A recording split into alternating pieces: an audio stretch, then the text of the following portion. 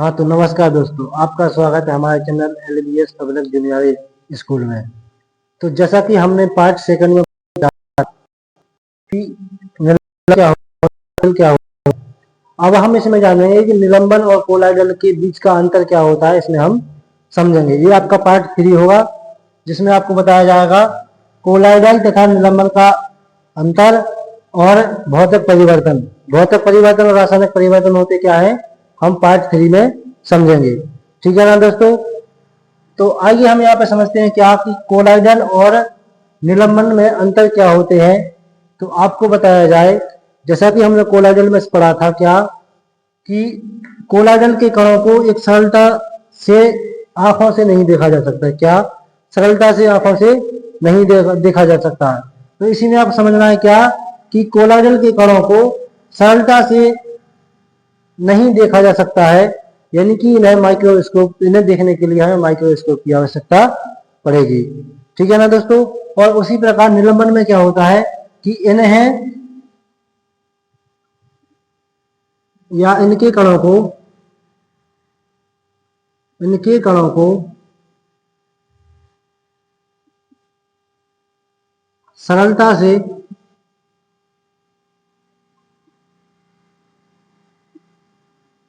देखा जा सकता है। क्या सरलता से देखा जा सकता है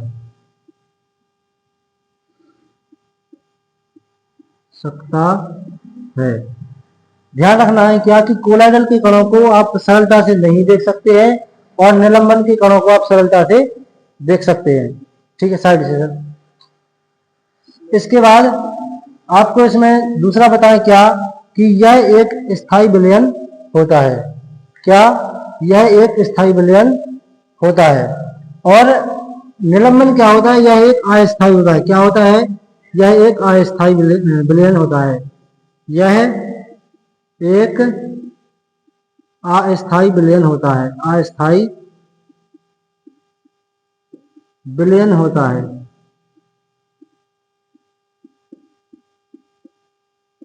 ठीक है ना मेरे दोस्तों।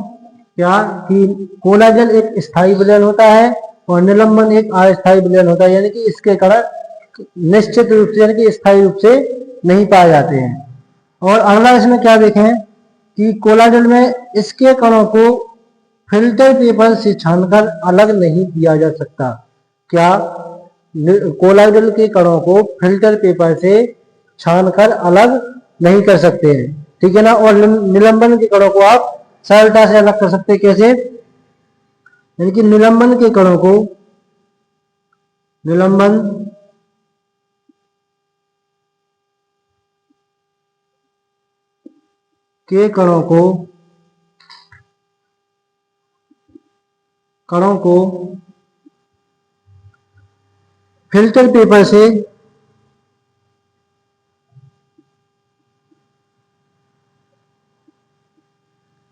फिल्टर पेपर से छानकर अलग किया जा सकता है। क्या अलग किया जा सकता है। ठीक है ना। ध्यान रखना है आपको दोस्तों क्या कि कोलाइडल के कणों को आप फिल्टर पेपर से छानकर अलग नहीं कर सकते हैं और निलंबन के कणों को आप फिल्टर पेपर से छानकर अलग अलग कर सकते हैं। ठीक है ना। तो इतना समझ में आया आप लोगों को क्या कि कोलाइडल के कणों को सरलता से नहीं देखा जा सकता है, लेकिन निलंबन के कणों को आप आसानी से देख सकते हैं। और कोलाइडल एक स्थायी विलयन होता है। क्या होता है, यह एक स्थायी विलयन होता है और निलंबन एक अस्थायी विलयन होता है। ठीक है ना। और कोलाइडल के कणों को आप फिल्टर पेपर से छानकर अलग नहीं कर सकते, लेकिन निलंबन के कणों को आप फिल्टर पेपर से छानकर अलग अलग कर सकते हैं। ठीक है ना। इतना समझ में आया ना। तो अब हमारी अगली हेडिंग होगी क्या कि भौतिक परिवर्तन एवं रासायनिक परिवर्तन। क्या भौतिक परिवर्तन एवं रासायनिक परिवर्तन।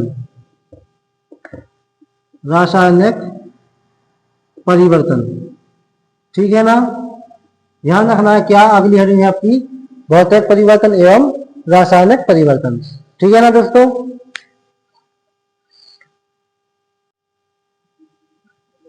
तो अगली हेडिंग क्या है आपकी, भौतिक परिवर्तन एवं रासायनिक परिवर्तन। ठीक है ना।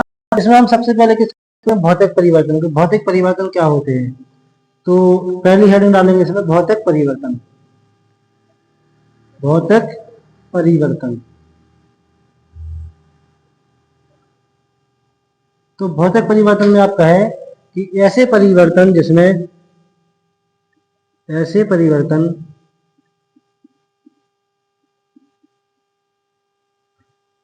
जिसमें भौतिक गुणों, भौतिक गुणों जैसे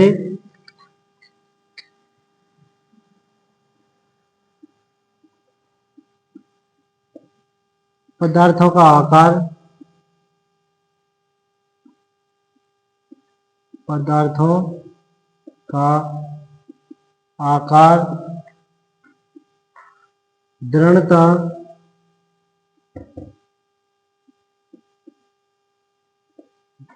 घनत्व तथा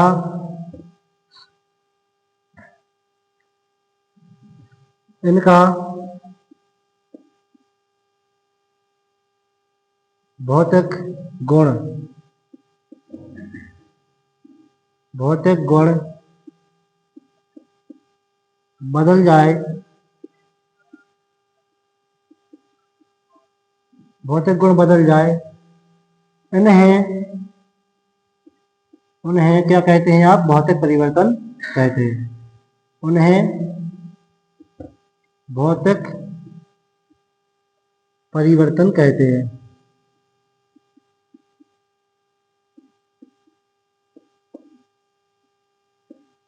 कहते हैं। ठीक है ना। जैसे कोई पदार्थों का भौतिक गुण, दृढ़ता, घनत्व, उनका भौतिक गुण ये आदि बदल जाए तो इन सबको क्या कहते हैं आप, भौतिक परिवर्तन कहते हैं। ठीक है ना। और अगला देखें इसमें क्या, सेकंड नंबर रासायनिक परिवर्तन। तो रासायनिक परिवर्तन क्या होता है,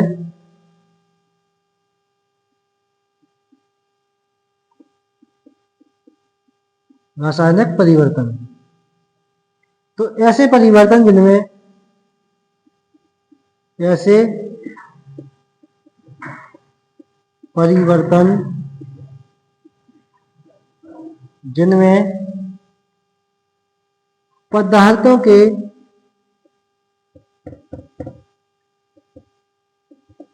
पदार्थों के रासायनिक गुण, क्या रासायनिक गुण बदल जाए, बदल जाए, तो ऐसे परिवर्तन जिनमें पदार्थों के रासायनिक गुण बदल जाए तो उन्हें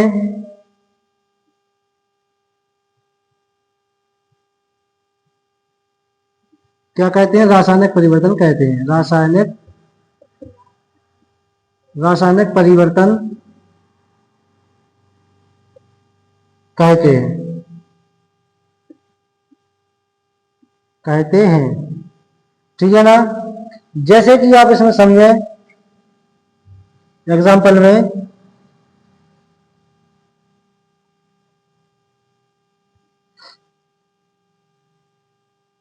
सब्जी,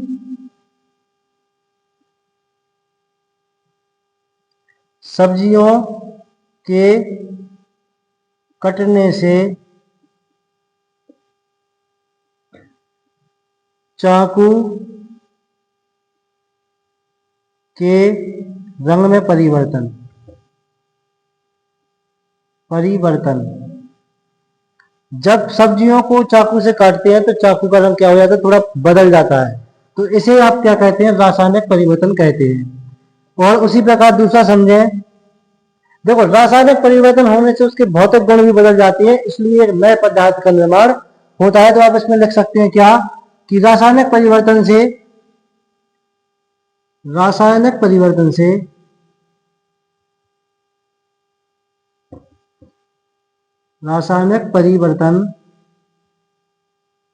से उनके भौतिक गुण भी बदल जाते हैं। उनके भौतिक गुण भी बदल जाते हैं,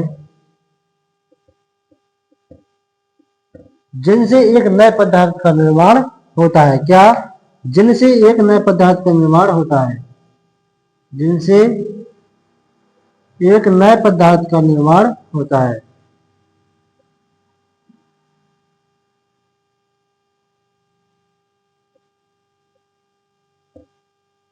ठीक है ना दोस्तों, आपको समझ में आया क्या कि ऐसे परिवर्तन जिनमें पदार्थों के रासायनिक गुण बदल जाए उन्हें रासायनिक परिवर्तन कहते हैं। रासायनिक परिवर्तन से उनके भौतिक गुण भी बदल जाते हैं, जिनसे एक नए पदार्थ का निर्माण होता है। ठीक है ना। उसी प्रकार भोजन का पकना, क्या? भोजन का पकना, इसी प्रकार भोजन का पचना, भोजन का पाचन, तो ये सब क्या है? आपके रासायनिक परिवर्तन हैं। क्या है? ये आपके सभी रासायनिक परिवर्तन होते हैं। क्या होते हैं? रासायनिक परिवर्तन।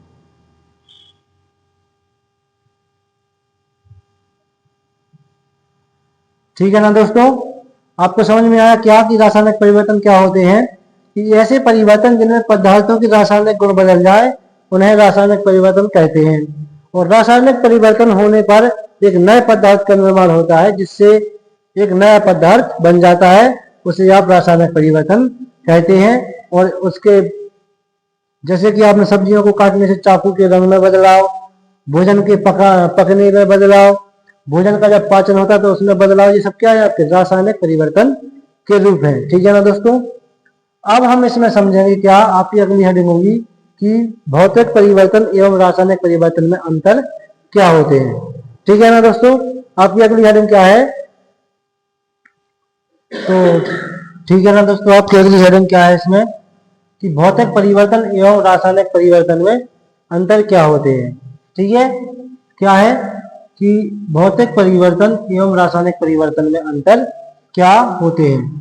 तो आपको सबसे सिंपल फॉर्म में बताया जाए कि भौतिक परिवर्तन हमने बताया क्या है, इसके भौतिक गुणों में परिवर्तन आता है। क्या आता है? इसके भौतिक गुणों में परिवर्तन होता है।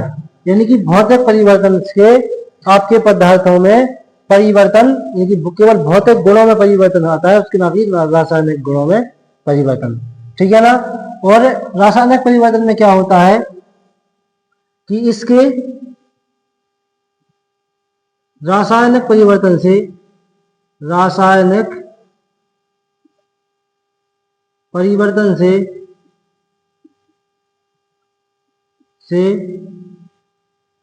भौतिक गुणों में भी बदलाव हो जाता है। भौतिक गुणों में बदलाव के कारण एक नया पदार्थ बन जाता है। क्या बन जाता है? एक नया पदार्थ बन जाता है। ठीक है ना। क्या कि इसके रासायनिक परिवर्तन से भौतिक गुणों में बदलाव होने के कारण एक नया पदार्थ बन जाता है। और भौतिक परिवर्तन से इसके भौतिक गुणों में परिवर्तन होता है।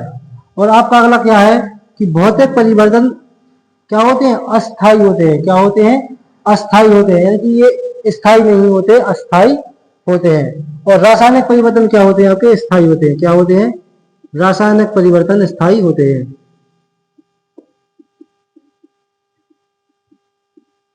रासायनिक परिवर्तन स्थायी होते हैं।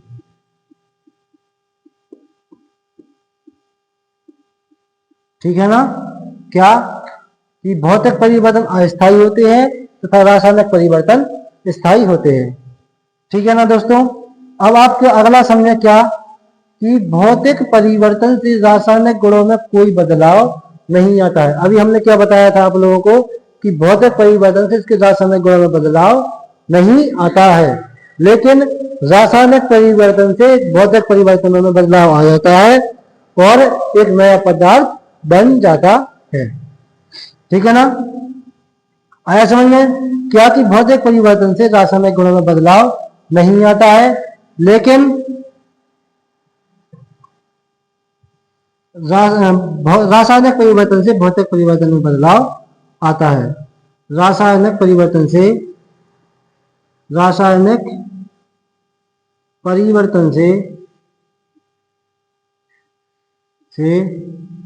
भौतिक गुणधर्मों में बदलाव होता है। भौतिक गुणधर्मों में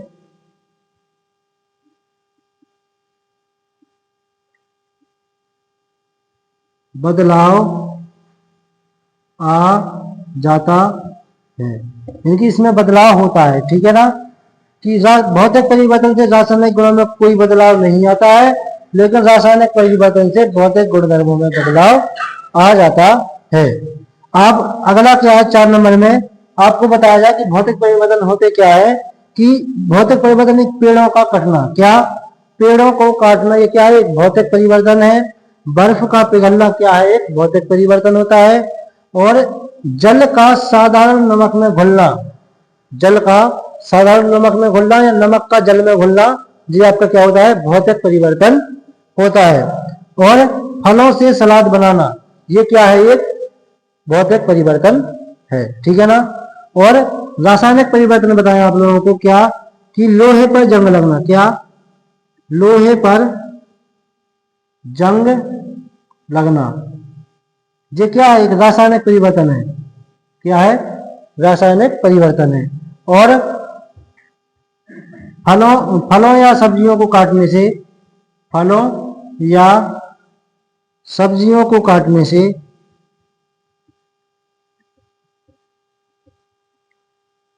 से चाकू के रंग में बदलाव होना, चाकू के रंग में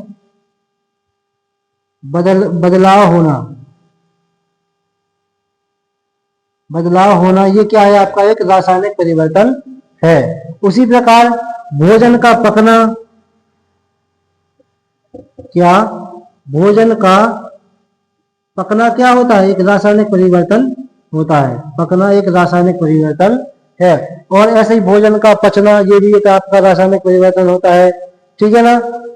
इतना समझ में आया आप लोगों को क्या, कि भौतिक परिवर्तन और रासायनिक परिवर्तन होते क्या है। तो आपको बताया भौतिक परिवर्तन के गुणों में बदलाव होता है, लेकिन रासायनिक परिवर्तन से भौतिक गुणों में बदलाव होने के कारण एक नया पदार्थ बन जाता है। लेकिन और इसमें भौतिक परिवर्तन अस्थायी होते हैं और रासायनिक परिवर्तन स्थायी होते हैं। उसी प्रकार भौतिक परिवर्तन एक रासायनिक गुणों में बदलाव नहीं होता है। भौतिक परिवर्तन से इसके रासायनिक गुणों में बदलाव नहीं आता है, लेकिन रासायनिक परिवर्तन से इसके भौतिक गुणों में बदलाव हो जाता है। उसी से आपका एक नया पदार्थ बन जाता है।